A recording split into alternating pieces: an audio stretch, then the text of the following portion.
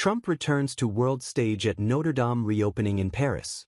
Washington/Paris, December 7, Reuters. U.S. President-elect Donald Trump returns to the world stage on Saturday to join leaders for the reopening of the Notre-Dame Cathedral in Paris, still a private citizen but already preparing to tackle a host of international crises. It is Trump's first trip overseas since he won the presidential election a month ago, and it could offer French President Emmanuel Macron an opportunity to play the role of mediator between Europe and the unpredictable U.S. politician, a role the French leader has relished in the past. Trump landed at Paris Orly Airport a little before 6 o'clock GMT on Saturday before heading to the U.S. Embassy near the French presidential palace, French media reported. The two are expected to meet on the sidelines of Saturday's visit. While no agenda for their talks has been announced, European leaders are concerned that Trump could withdraw U.S. military aid to Ukraine at a crucial juncture in its war to repel Russian invaders.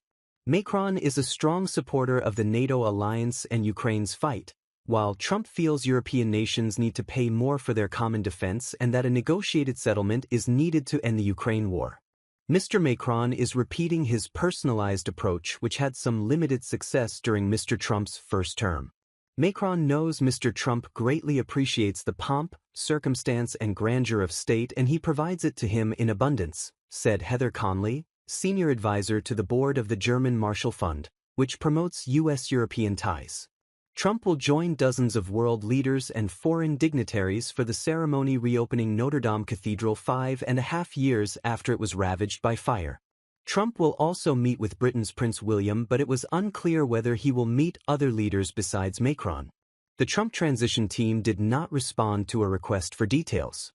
While Trump is due to be sworn in as U.S. president only on January 20th, he has already held discussions with a number of world leaders, and members of his team are trying to get up to speed on a burgeoning number of world crises, including Ukraine and the Middle East. Trump's national security advisor, Mike Waltz, and Ukraine envoy, Keith Kellogg, met on Wednesday in Washington with Ukraine envoy Andriy Yermak, leading to speculation that a meeting between Trump and Ukraine President Volodymyr Zelensky might be in the offing in Paris.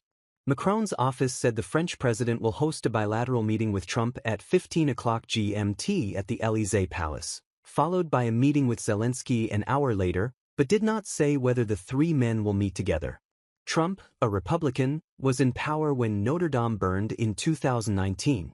He lost his 2020 re-election bid to Democrat Joe Biden, but on November 5 defeated Kamala Harris, Biden's vice president, to win back the presidency.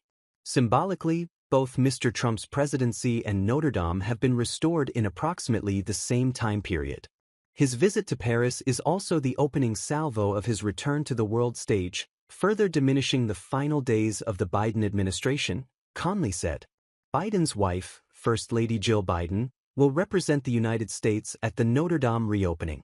Trump will get plenty of worldwide buzz standing alongside other world leaders. He visited France 4 times while president from 2017 to 2021, including D-Day anniversary ceremonies in 2019. Trump will be seen throughout the world in potentially a statesmanlike position, said Republican strategist Doug Heye. It's not images of him at Mar-a-Lago, Heye said, referring to the Florida home where Trump has spent the bulk of his time since the election. This is the biggest event of the world, and he'll be peer-to-peer with other leaders. Observers will be watching how Trump and Macron interact. The two men have endured ups and downs in their relationship over the years.